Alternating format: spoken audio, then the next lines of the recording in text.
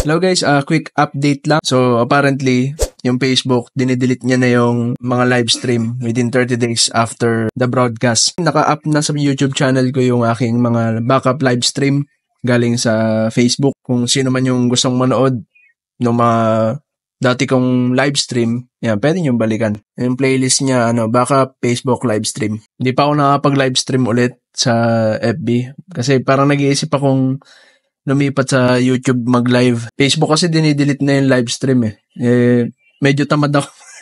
Nakakatamad mag-backup lagi. I-download mo yung backup mo. O kaya abang naka-live ka na sa OBS, nag-start recording ka, tapos i-upload mo ulit. Siguro mas maganda pag nag-live stream ako, rekta na sa YouTube. Hindi ko na siya kailangan i-re-upload kasi nandun na naka-stay na yun dun.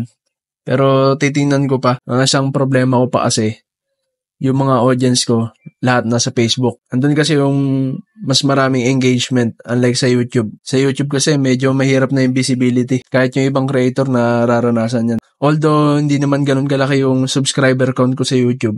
Kahit noon pa man, di pa naman talaga tumataas yung subscriber count ko doon.